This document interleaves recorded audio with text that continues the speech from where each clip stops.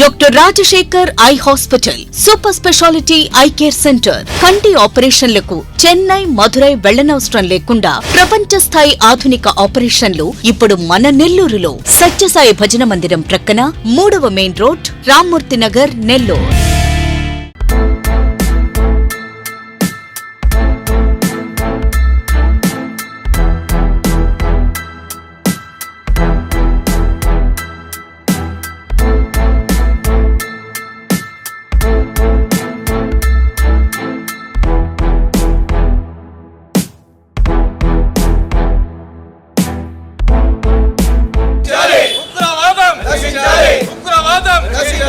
ప్రపంచ శాంతి, ప్రపంచ శాంతి, ప్రపంచ శాంతి, ప్రపంచ శాంతి.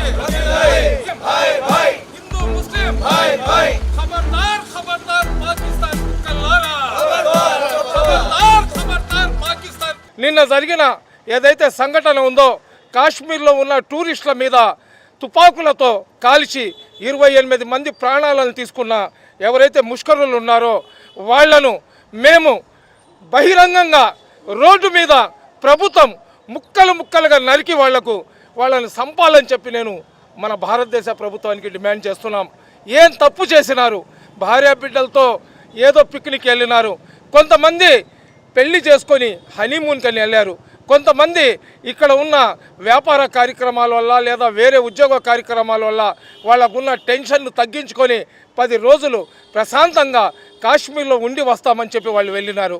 అటువంటి వ్యక్తులను దయాదాక్షణం లేకుండా మానవ మృగాల్లాగా కాల్చి చంపడం అనేది అది రాక్షస చర్యలాగా నేను భావిస్తున్నా.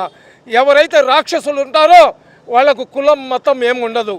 కులాలకు మతాలకు అతీతంగా ప్రతి ఒక్కరికి ఒక మనిషిని హింస పెట్టి వాళ్ళు కష్టపడుతుంటే వాళ్ళ కష్టాన్ని చూసి ఆనందించే వాళ్ళు ఏ కులస్తులు కూడా ఉండరు.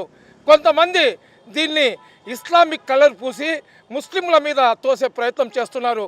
ఎందుకంటే భారతదేశంలో కానీ ప్రపంచంలో కానీ ఇస్లాం శాంతి సందేశాన్ని ఇస్తుంది.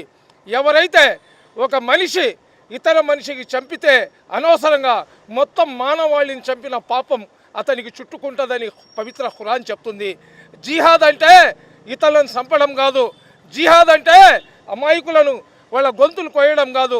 జిహాద్ అంటే మా లోపల ఉన్న శైతాన్ని మేము చంపుకొనడాన్ని జిహాద్ అంటారు. మేము మా కోరికలను చంపుకొని సరైన మార్గంలో వెళ్ళడాన్ని జిహాద్ అంటారు. నేను ఒకటే భారత ప్రభుత్వాన్ని కోరుకుంటున్నా, నిజంగా దీని వెనకాల పాకిస్తాన్ యొక్క కుట్ర కానీ ఉంటే ఖచ్చితంగా పాకిస్తాన్ మీద యుద్ధం ప్రకటించండి. మీరు 12 సంవత్సరాల నుంచి ముస్లింలకు వ్యతిరేకమైన 1,00,000 కార్యక్రమాలు చేశారు. ప్రతి కార్యక్రమంలో నరేంద్ర మోడీ గారు మిమ్మల్ని, అమిత్ షా గారిని రోడ్డు మీద నిలబెట్టినాం, మిమ్మల్ని తిట్టినాం, మిమ్మల్ని విమర్శించినాం, మిమ్మల్ని నిందించినాం. ఈరోజు భారతదేశంలో పుట్టిన ఒక ముస్లింలలాగా మేమందరం మీకు ఒక రిక్వెస్ట్ చేస్తున్నాం. నిజంగా మీకు దేశం మీద ప్రేమ కానీ అయితే, నిజంగా ఈ దేశాన్ని మీరు ఒక తల్లిలాగా భావిస్తుంటే ఇమ్మీడియట్గా పాక్ ఆక్రమిత కాశ్మీర్ ఏదైతే ఉందో దాన్ని స్వాధీనం చేసుకోండి. ఎక్కడి నుంచి ఈ ఉగ్రవాదులు తయారై వస్తున్నారో ఆ దేశం మీద యుద్ధం ప్రకటించండి. ఆ రోజు మన నరేంద్ర మోడీ గారు, అమిత్ షా గారు ధైర్యవంతులు, సాహసవంతులని మేమందరం కూడా ముస్లిం సమాజం మీకు పాలాభిషేకం చేస్తాం.